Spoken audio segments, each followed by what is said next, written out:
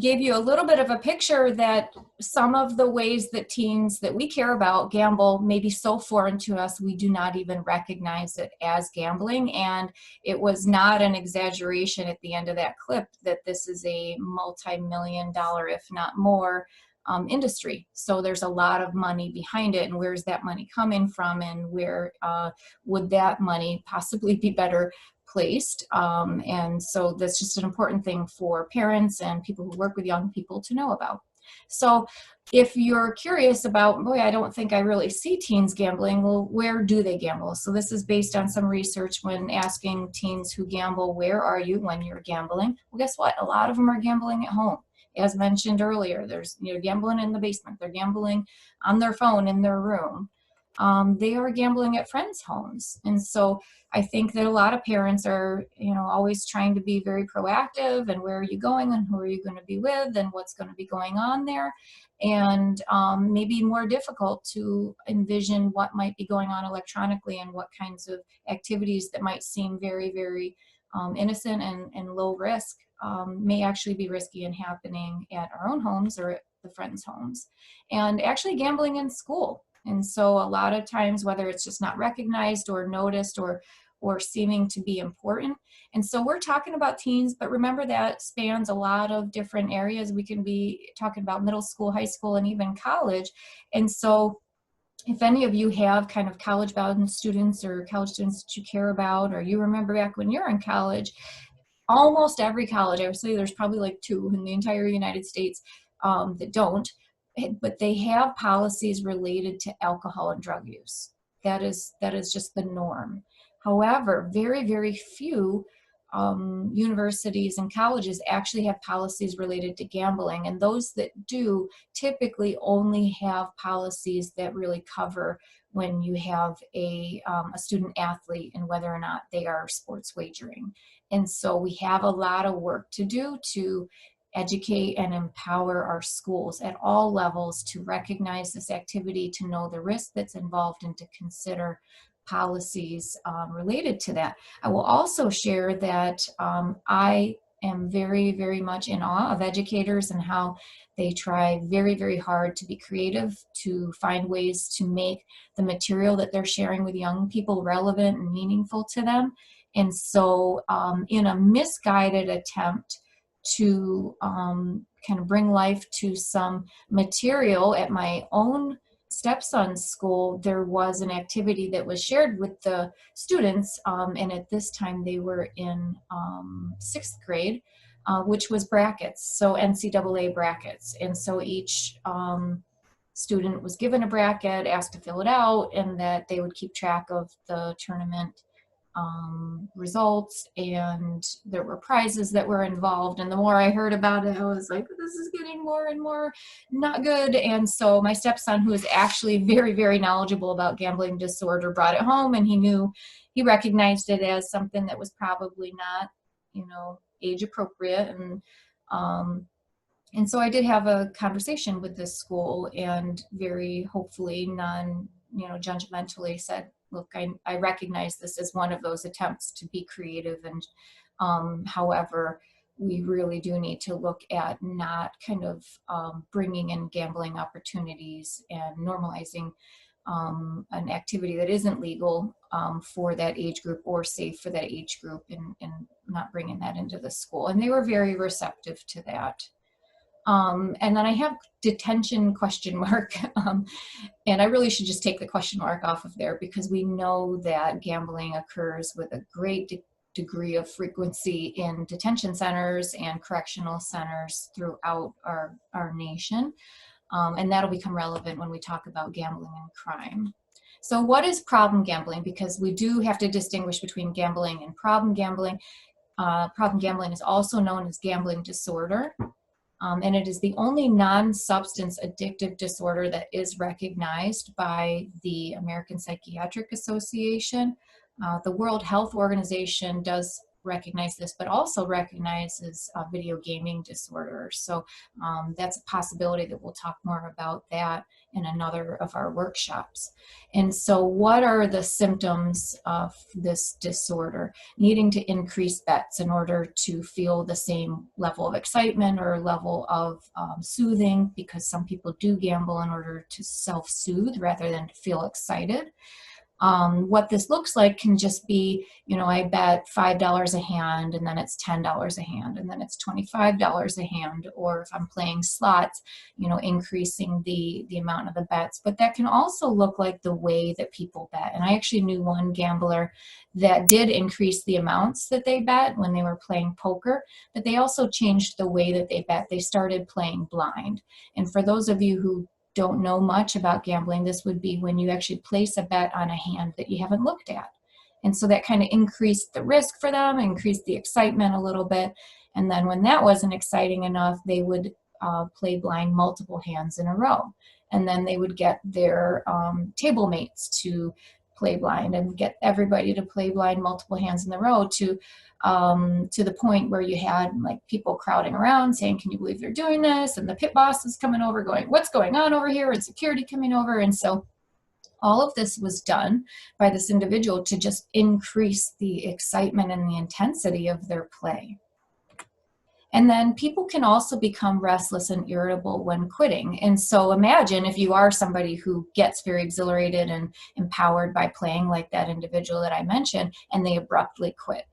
On one of our previous series, we talked about how COVID has affected gambling. And one of the unexpected consequences was when gambling establishments closed very abruptly. You actually had some people who experienced a great degree of distress because stopping gambling abruptly when you play frequently and intensely can actually be very difficult to manage. And it can cause a lot of anxiety and worry and restlessness and irritability, and actually depression in some people. Having unsuccessful attempts to cut back or quit, control gambling. This is very much familiar to those of us who are aware of how substance use can negatively impact people. And then being very preoccupied with gambling. So this is something that I'm hoping that can stand out for some of our participants today when you're thinking about young people that you know and care about, or even adults that you care about. Are they very preoccupied with their game? Now, even recognizing that their game is gambling is something that hopefully we'll all keep our eyes out for a little bit more. But how preoccupied, how much time and energy, mental energy, do they spend thinking about gambling, finding ways to gamble, making time to gamble, hiding their gambling, all sorts of things like that. And then gambling as an escape. And this can be an escape from many things, from physical pain, from emotional pain, from traumatic experiences.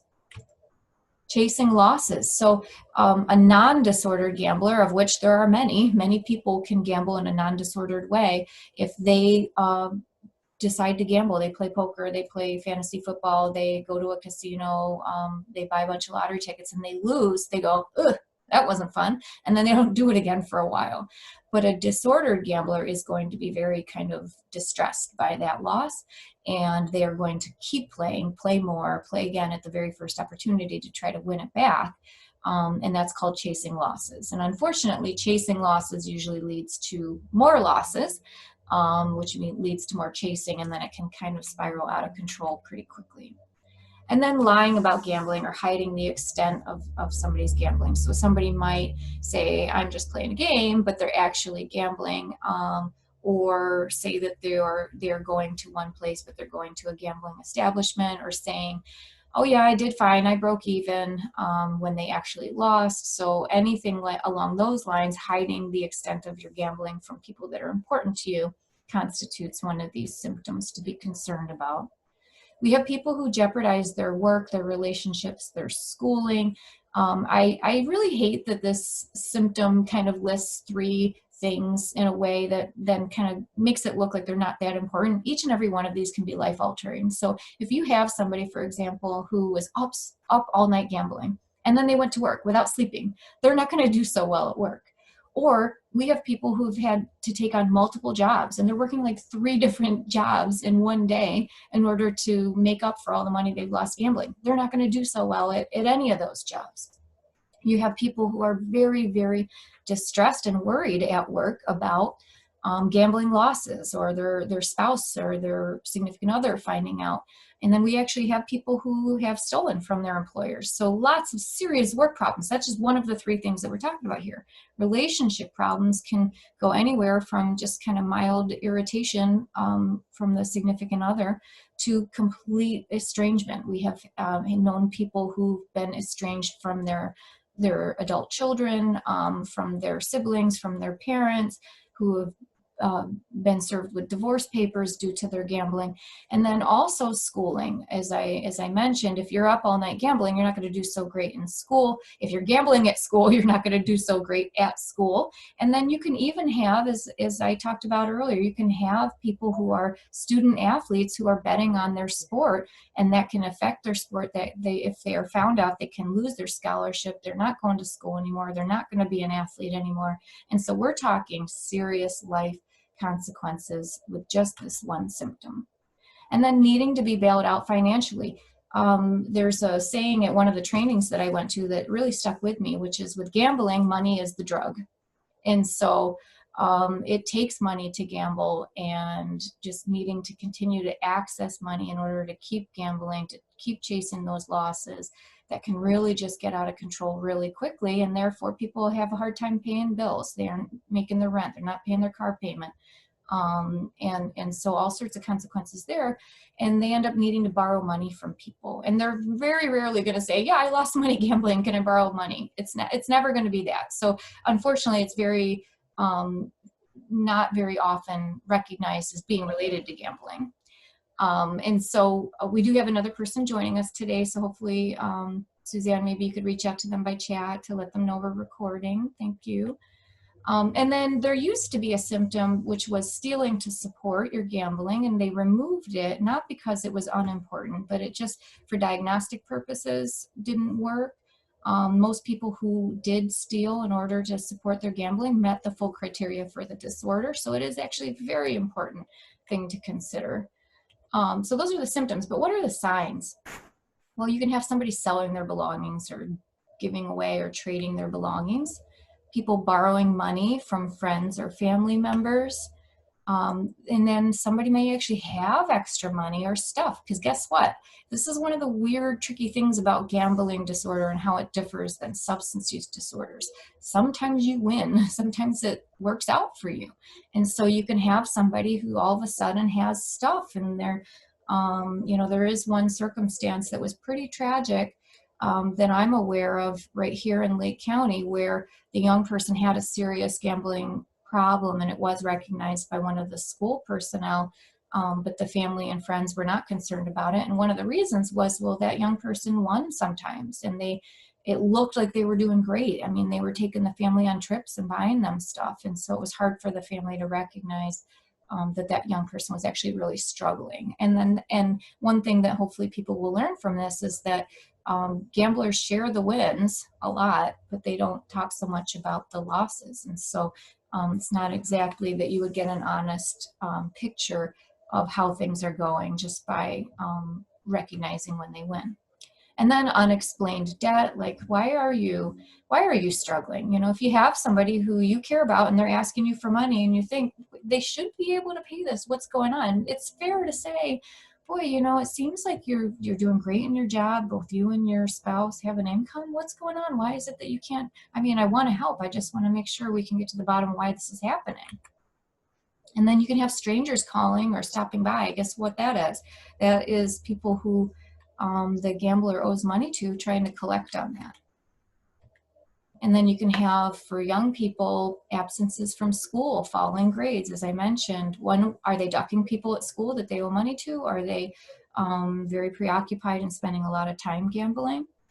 And then maybe they're tired all the time, because gambling takes time. And the way that teens gamble takes a lot of time. And one of the things that it kind of starts going into the area of video gaming is a lot of you might have heard about the massively multiplayer online role-playing games that a lot of our young people play. Well, these games never end. So for those of us, and I'm going to age myself here, when I used to play the Atari, you know, literally like plug something in and play this game, and I turned it off, it ended, it was over. But these games don't stop when you turn them off. They keep going, and all those other people in the entire world that continue to play, and maybe they're advancing and they're getting more coins or jewels or whatever, while you're not, this causes many people, whether it's young people or even adults, to feel very pulled back into that game, maybe when they shouldn't be, when they should be doing other things in their life. And then withdrawing from peer group and interests. So were they playing sports? Were they involved in theater? Did they have a lot of friends, and now their peer group has become very, very small, and maybe they're very isolated? And then are they visiting gambling sites? So it's very, very important for parents to really try their best. We know that teens and young people are a lot more savvy technologically than we are sometimes, but really trying to look at those histories and the browsing histories and seeing what our young people are doing and what sites are they going to. And then finding, keep your eye out, are the people in your life, are the young people in your life overly invested in sports outcomes? And I mentioned this on our last one when we were talking about sports betting. Kind of hard to recognize here in Illinois, because Illinois and this area is just a real, like really into our sports, you know, whether it's baseball or football, soccer, and people get very, very enthusiastic and very affected by the outcomes of the games, whether, you know, over the moon, excited and happy, or despondent when there's a loss or a bad play. But when you see that in somebody that you care about, you might just ask yourself, I wonder, that's kind of over the top. Do they possibly have money on this game? And I think that's a fair question to ask that person privately. And then another sign, especially with teens, does it seem like they're using? Do you think, gosh, I mean, I just feel like they're using, and then we test them and they're clean. So if it seems like they're using but they're not, maybe this is one of those things to think about. Could they be gambling? So there are some risk factors. I already talked about the early exposure when I threw my mother-in-law under the bus and I said she gives our kids scratch lottery tickets. That early exposure is exactly identical to the problems that we see when young brains are exposed to alcohol or drugs. They are not equipped to adequately protect themselves from the addictive potential of those substances, nor are they for gambling, which is very interesting because gambling isn't a substance, right? However, there is good brain research, and we talked about this when we did the series item Gambling and Health, brain scans that show that the brain is responding as if it experienced a stimulant. And so the brain really is responding in a way that's very similar to substance use, and that early exposure to substances is just as problematic as early exposure to gambling. And then having a parent with gambling problems does very, very much increase a young person's risk for developing a gambling problem themselves. However, interestingly, the highest correlation for anybody with gambling disorder is that they have a parent or another first order relative, like a sibling, with alcoholism. And that really just shows you that this kind of genetic predisposition towards addictive disorders is kind of the thing that can be carried on, and how it manifests may differ based on the individual and the circumstances. And then there's something called the marshmallow test. And I don't know if any of you have heard of this, but there have been a lot of studies where you put these cute little kids, one alone in a room with a marshmallow, and you say to them, I have to step out for a minute. I'm going to leave this marshmallow here. If you leave this marshmallow alone until I get back, you can have 2 marshmallows. Okay, and so then the recording starts. The person leaves, and then you see these kids, and they're sitting there, and some of them are very, very troubled by it. They're just looking at that marshmallow, and I'm going to use this, but some of them are just like, can I nibble on this little marshmallow? And they won't know that I nibbled on it. And a lot of us are just wired differently. Some people are wired towards impulsivity, where like the second that door closes, I'm just going to take that marshmallow, I'm going to pop it in my mouth. And so for some people, it's just a matter of how we're wired. So those who are wired to be more impulsive, do tend to have a greater risk. And I did notice that there was something in the chat. Suzanne, is there something that you wanted to, that one of our participants wanted to share with us, or are we going to hold on to that? Okay, I'll move on.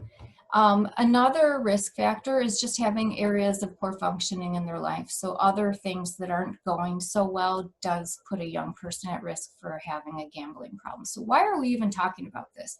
If we look at the prevalence studies, it really says that gambling disorder affects about 2% of the population. Now that may not sound like much, but if you do the math, and if we just look at the population in Lake County, having 2% of our community members actively dealing with gambling disorder is a big deal. But guess what? It's bigger than that, because the last large-scale prevalence study that we had was in about 1999. And so thankfully, one of the things that the state's doing currently is funding, and it's in process, a current prevalence study. So that is great, because we're going to get more recent and up-to-date numbers, because what gambling looked like in 1999 is very different than what gambling looks like now here in Illinois. But let's just say 2% of the population, still a big deal. And it's higher in treatment populations. So it's higher in any population or program where you have somebody working on substance use or mental health concerns. And guess what? It's higher in teens and young adults, which is kind of odd, because in general, people think that the risk for gambling is very low when they think, and I actually have this, I have professionals say, well, it's not as bad as X, Y, or Z, whatever substance it is that they're concerned about. So in parents, in teens, in helping professionals, the perception of risk is very low, but our young people are doing it. And even if they're not doing it, gambling disorder can still hurt teens that don't even gamble, and we will talk about that. And gambling is more accessible now than it ever has been. And I'll just show you this. This is my cell phone. Any one of us right now could be, if we were really good at multitasking, which I already said I am not, we could just be gambling right now as we're kind of talking today. So here's the outcome of one study that looked at young adult gambling and the prevalence, and showing that U.S. teens, 80 to 85% were actually participating in what we would call socially, 10 to 14% in some sort of a problematic way, and then 4 to 8% in what's called a pathological gambling. So that would be actually meaningful criteria for the disorder. So we already said that the prevalence overall has been found to be 2%. So what does that tell us? 2 to 4 times higher in teens. And then again, that's not even counting the ones who are experiencing problems but don't necessarily meet the full criteria for the disorder. So what are some considerations we need to think about? Our teens right now, think about the access that they have to funds. I'm really good about saving for my stepson and not so much for myself. And he takes pride in the fact that he's got more money in his savings account than I have in mine. So we know that young people do often have access to funds, and sometimes they have access to credit depending on their age. So I remember going to college and it was like, I hit the lottery. I got all these letters saying, hey, you qualified for this low interest card. Hey, you have a high balance, transfer it over to this other one and write this check out to whatever amount you want. So young adults have kind of unprecedented access to credit at a time they have lower accountability and lower scrutiny of their behavior. But even younger than that, our kids very often know our credit card numbers or know how to access them. And so there is a lot of access to the funds that would be required for teens to gamble. But teens often gamble stuff, so we might not even realize it. And I mentioned earlier when we were talking about the signs of a potential problem is when stuff goes missing. So like, where did your AirPods go? Where did the Game Boy go? Oh, you so-and-so borrowed it, or it broke, or whatever. So sometimes this stuff is being gambled away. And our young people are really adept at getting around online age checks. So anyone who has a product, a gaming product, really should be following guidelines. There's something called KYC, know your customer. Make sure that you have some sort of validation of the person that you're working with. Are they actually that person? And so there's lots of ways that people can gamble without even being face to face with another individual. And what are the protections against a young person using a grown-up in their lives information, their credit card information, their date of birth, all of that stuff. And so unfortunately, it can be very difficult for us to know that our kids are getting around that. And then, as we looked at before, the types of gambling may be foreign to us. Our kids can be gambling and we don't even recognize it as gambling. So how does gambling disorder hurt teens? Teens with gambling disorder are found to have much lower coping skills than their non-gambling counterparts, be much more involved in other risk-taking behavior. They progress more quickly through to the disorder. There's another group that progresses more quickly, and that is are females. And so I'm hoping that one of our later series will follow this age group and this gender, because we find that middle-aged and senior women tend to progress towards gambling disorder sometimes over the course of months, where it can take years for their male counterparts. And so likewise, teens also can progress very quickly. So what it means is we can't ignore this. We can't go, oh yeah, I'll think about that sometime. It's something we kind of really need to think about. How can we help set some healthy boundaries early on with the behaviors that our young people are participating in? How can we have a checks and balance, because we know they can be sneaky?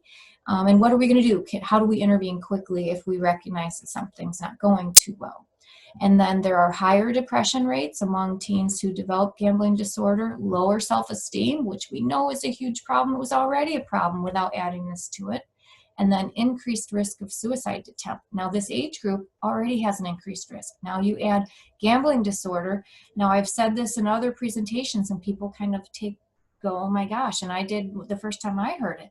People with gambling disorder attempt suicide more than any other addictive disorder. That is staggering.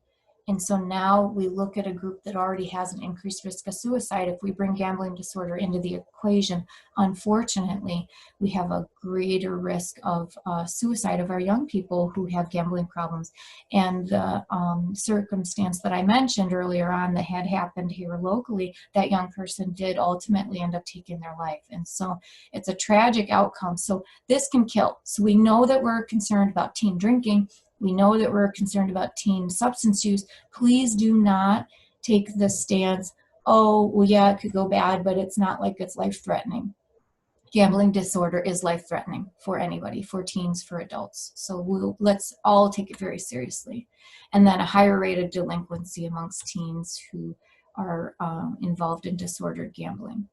Now, let's think about those teens that may not even not even gamble. How might they be hurt by others gambling? Well, there's a higher rate of domestic violence in homes with gambling disorder. So whether it's they are experiencing domestic violence or they are witnessing it, they are more likely, unfortunately, to be impacted by domestic violence by virtue of somebody in their home having a gambling disorder. And then we have young people who have to move often and unexpectedly due to a parent's gambling disorder. So they've run out of money, they haven't paid the rent, they're facing eviction, and then they pack everything up in the middle of the night and they go somewhere else.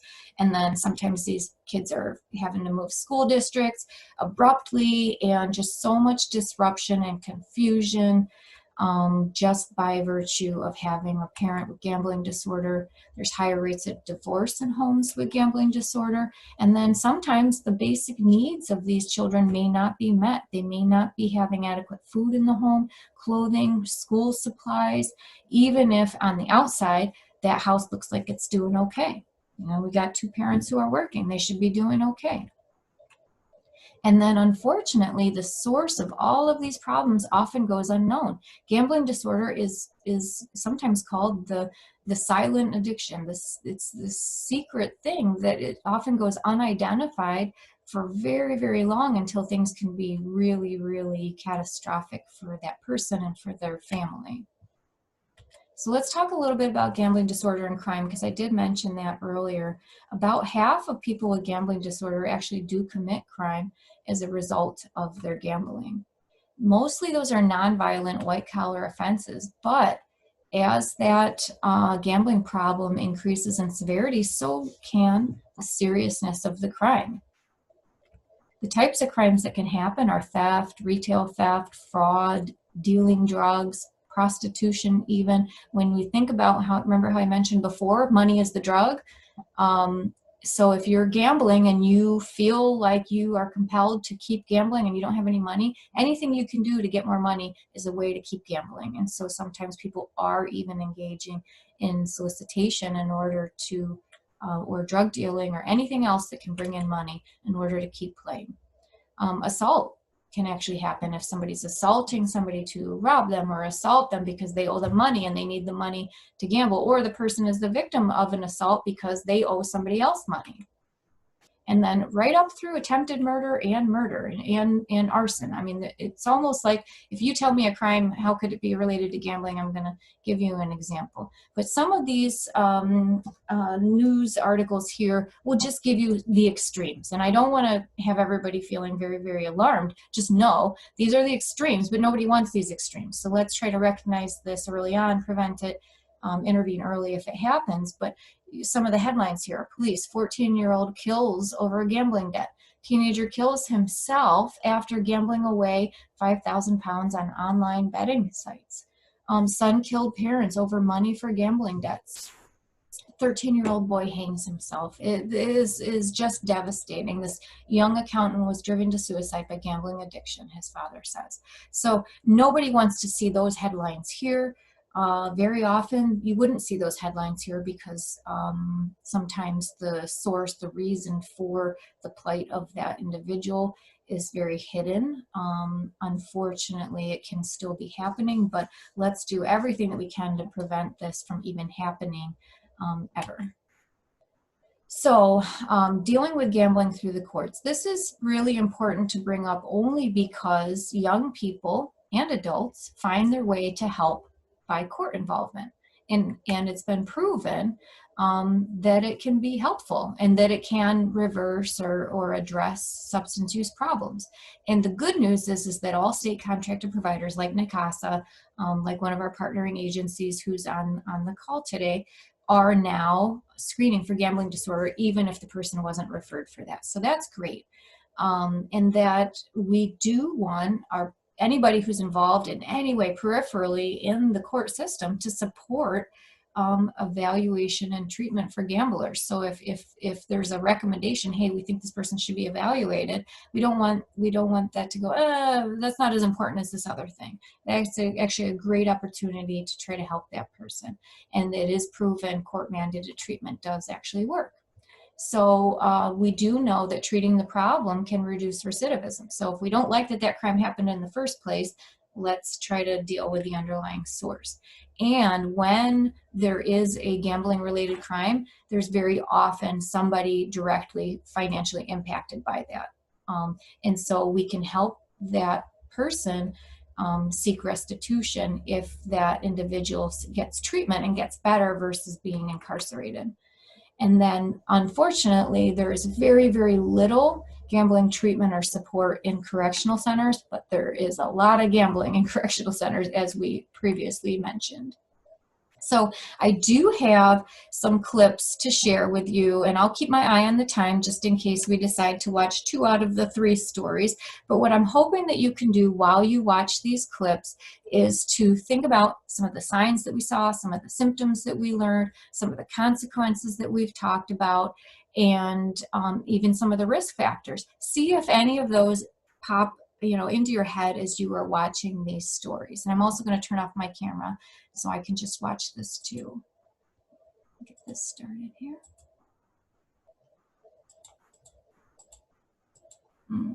Okay. All right. I think I know what I did here. I'm actually going to escape from this presentation, and I'm going to show you something which is actually cool anyway. So we're going to go to YouTube. because all of these videos that I have shown and then want to show here are available on YouTube. So the New York Council on Problem Gambling is a great resource for these types of informational videos. So we're going to go to the New York Council on Problem Gambling, and I'm just going to look for odds and ends, which is the particular one that we want to watch because it shows teen use. But please do check out YouTube or go to the New York Council on Problem Gambling's website under their resources site. They do have a lot of great educational videos for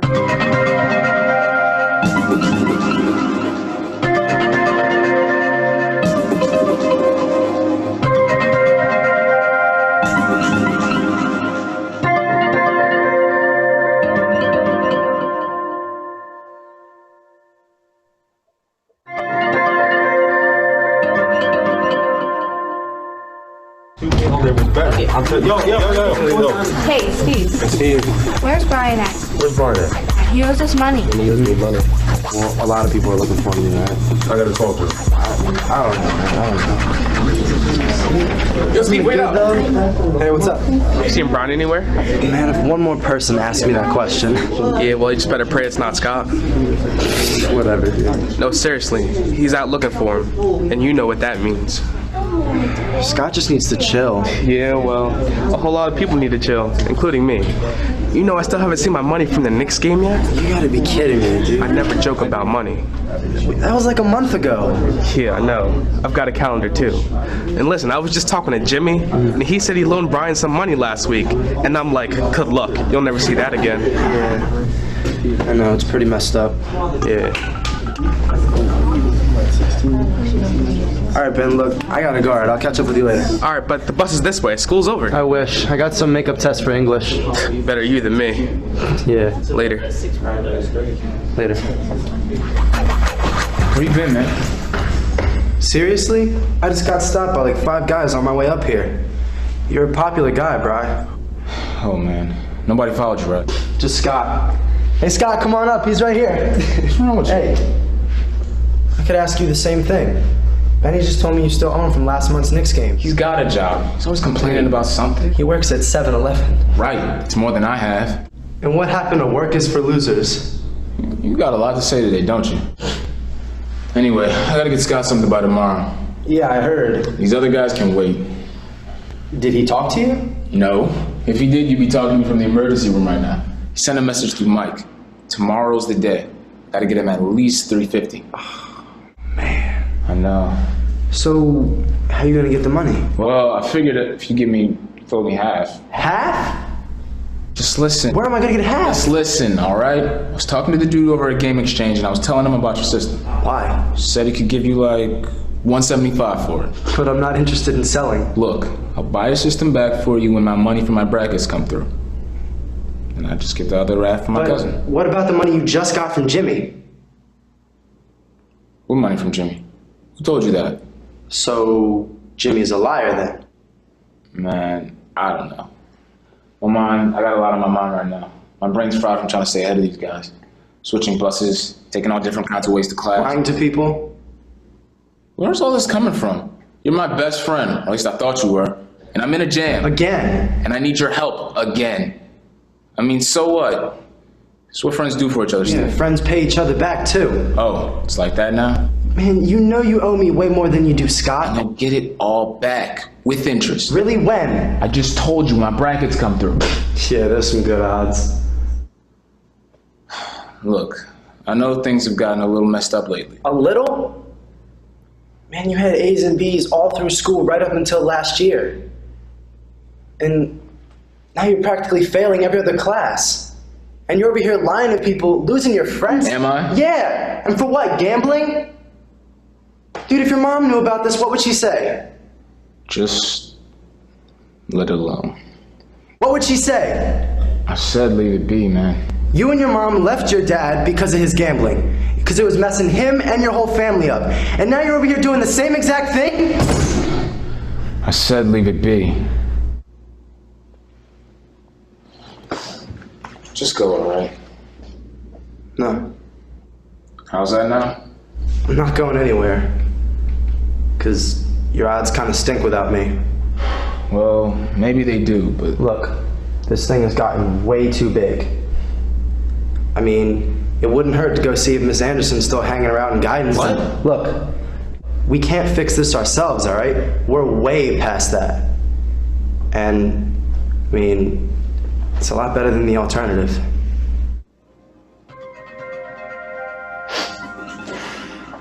All right, let's go.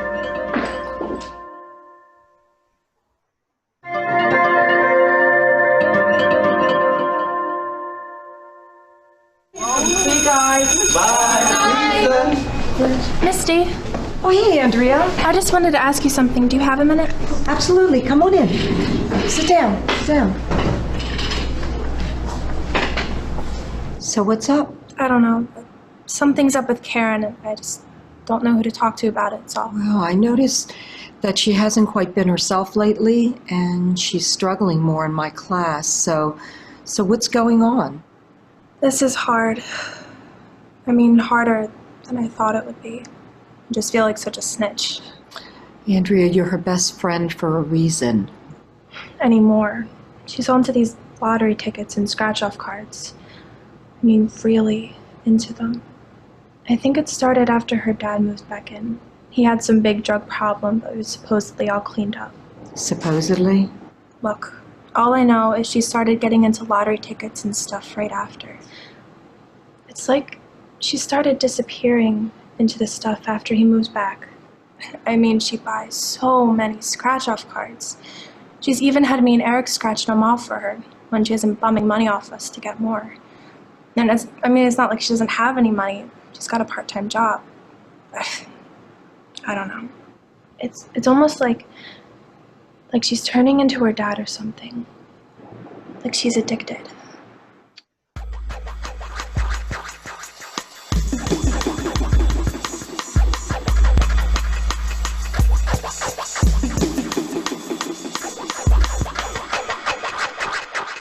We'll take you two. Come on, I'll see you guys tomorrow. Come on, Andrew. I already have you in chapter. It's only 4 chapters out, John.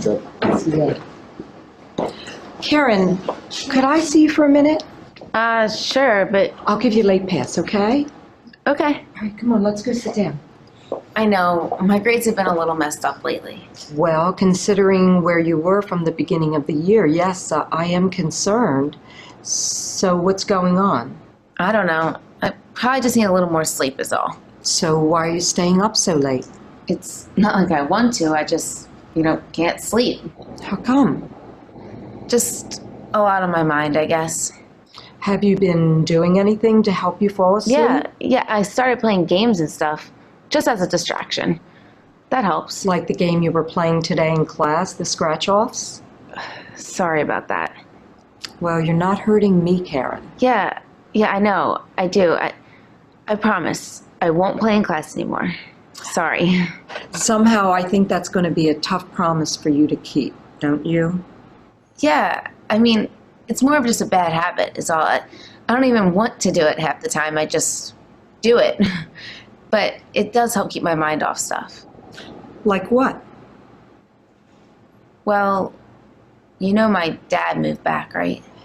Yeah, I remember you saying that. So, how's that going? Well, it's a big adjustment for everybody. Oh, I'm sure. Honestly, I think my mom should have waited a little while, Mrs. D.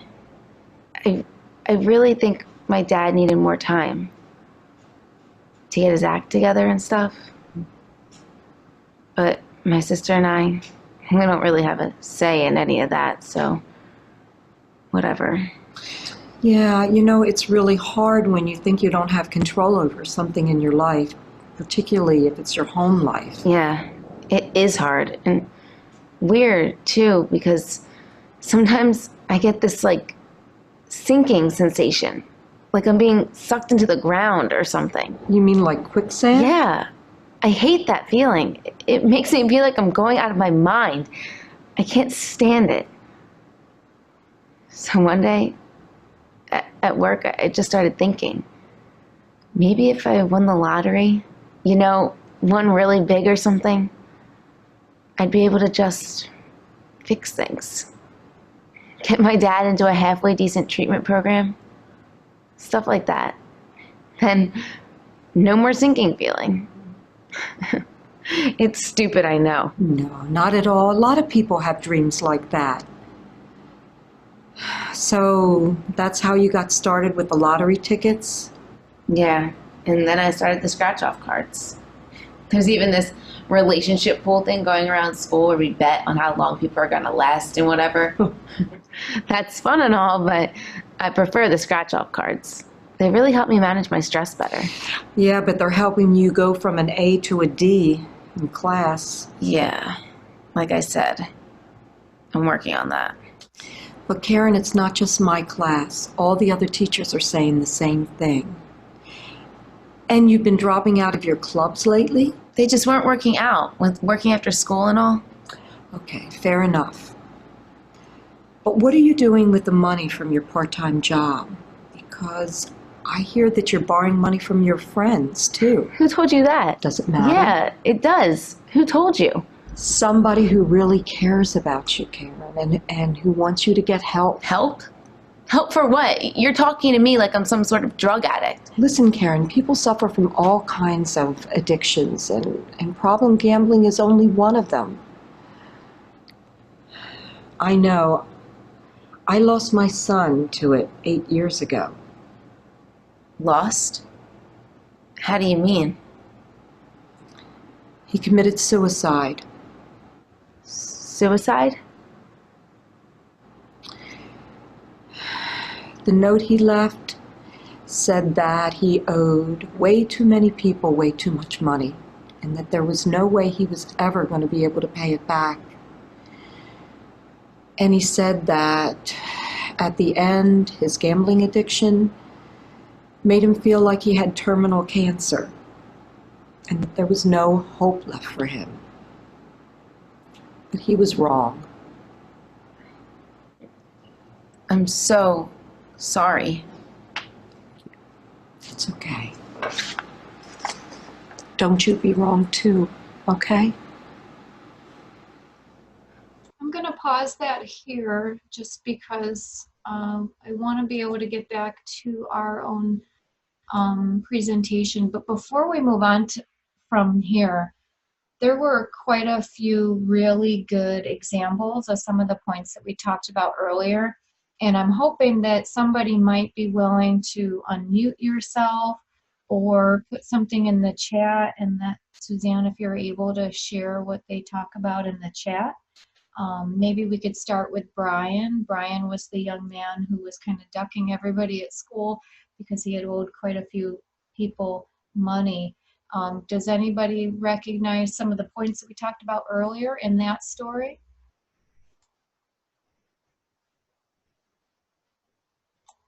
Okay, I'm going to outline just a couple here. We do recognize that Brian had a family history. So his friend said, hey, you're seeming to act a lot like you're turning into your dad. His grades were falling. That was something that was mentioned. He was selling stuff. He was even trying to get his friend to sell his gaming system in order to give him more money. His relationships were suffering, and he was borrowing. When I had talked earlier about gambling and crime, there's an interesting research program or project that's happening right now. A young woman who is doing research on gambling motivated crime, and she has found that the precursor to engaging in criminal activity is borrowing. And I found that very interesting, but it kind of makes sense because you can see it's all starting to kind of crumble down around somebody when they have they're borrowing from Peter to pay Paul, and everybody's starting to hound them, and things are starting to come to light, and that desperation just mounts. And then we had Karen, who also had a family history, not of gambling disorder, but of drug addiction. And that kind of goes along with what we had talked about before with regards to kind of a genetic predisposition for some sort of addictive disorder being passed on. Also, if you'll recall, I had talked about one of the potential symptoms of gambling disorder is gambling as an escape. And that young woman, Karen, in that vignette, had a lot of stress and strain, that she was kind of self-medicating with lottery tickets. And then there's something that I didn't talk about, but I think it really bears mentioning. So with alcoholism, I don't think there's any belief in anybody who drinks that drinking is going to make it all better, other than maybe for this period of time, I'm just not going to think about things. But nobody thinks that things are going to miraculously get better as a result of drinking, and the same thing with drug use. But let's talk about gambling.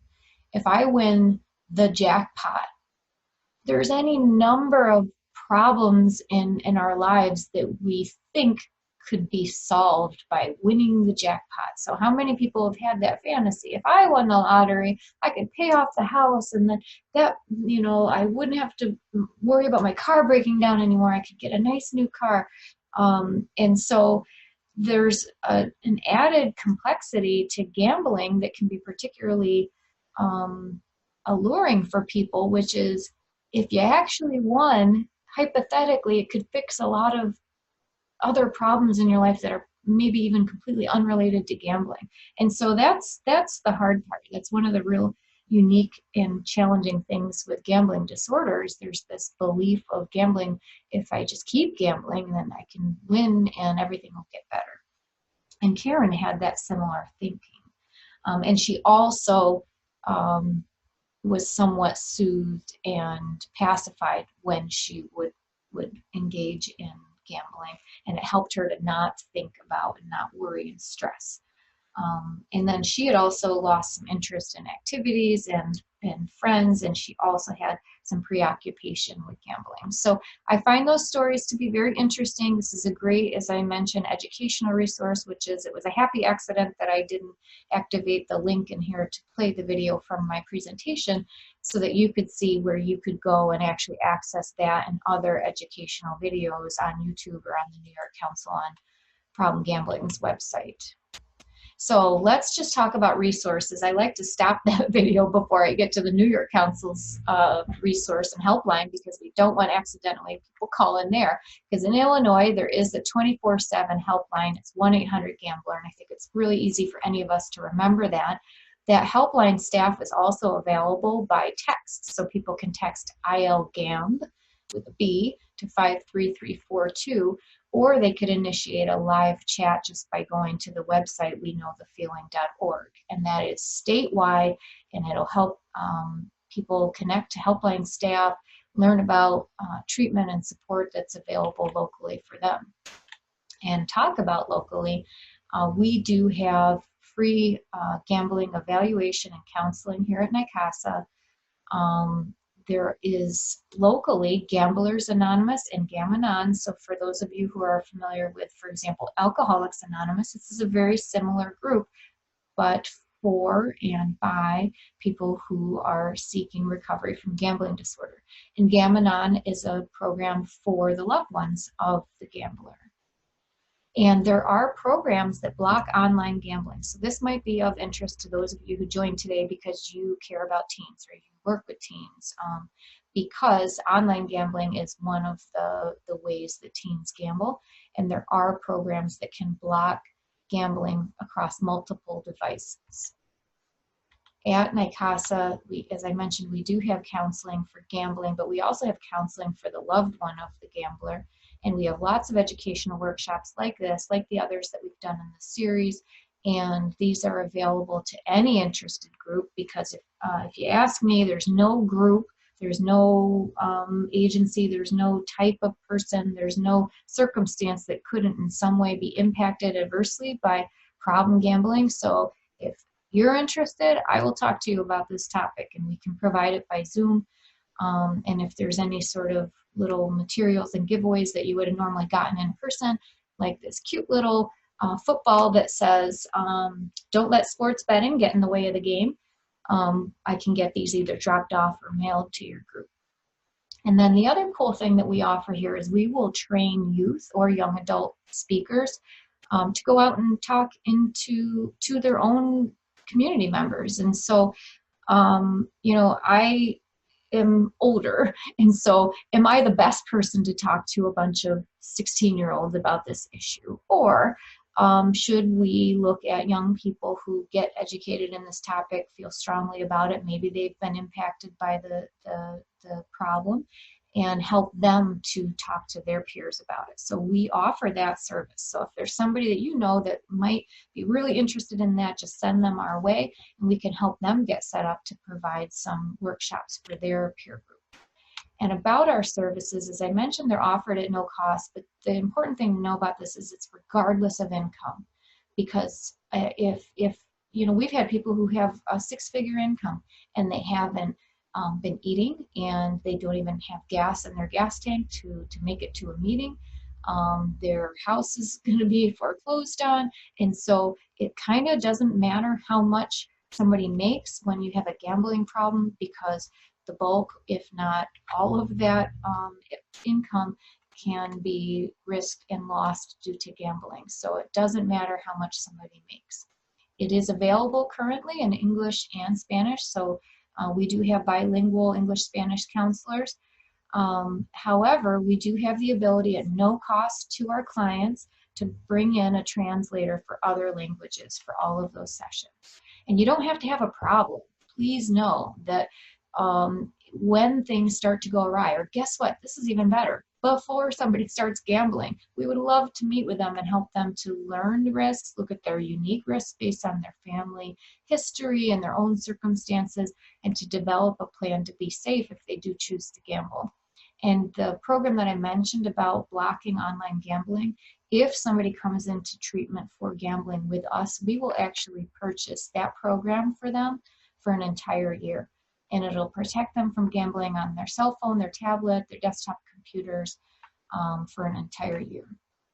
And then there is something called voluntary self-exclusion. We don't have time to go into it in depth, but basically it's available for lottery, it's available for casino gambling, and it's also available for sports wagering in Illinois.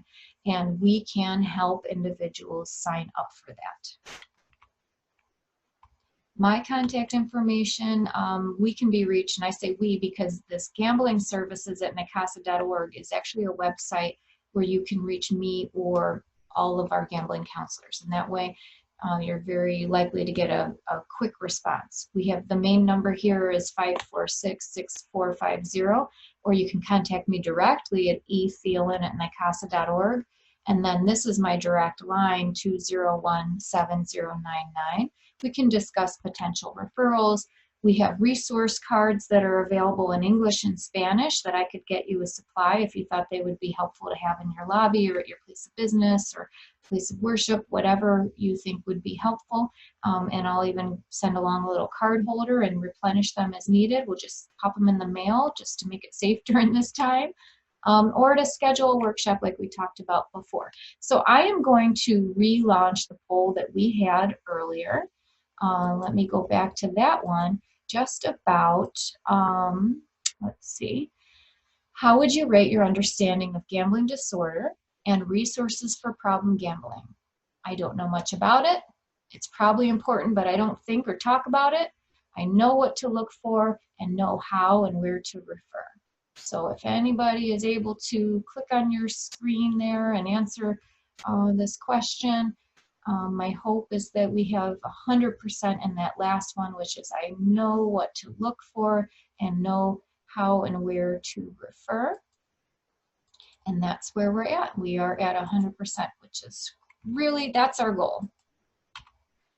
And now this is where we have time for questions. And what I am going to do in just a minute here is I am going to stop the recording so that anybody who wants to speak and just felt a little shy to speak while we're being recorded and knowing that it's going to be on YouTube, I totally understand that you can do so without having to think about that. So give me 1 minute so that I can verify for you that I have stopped.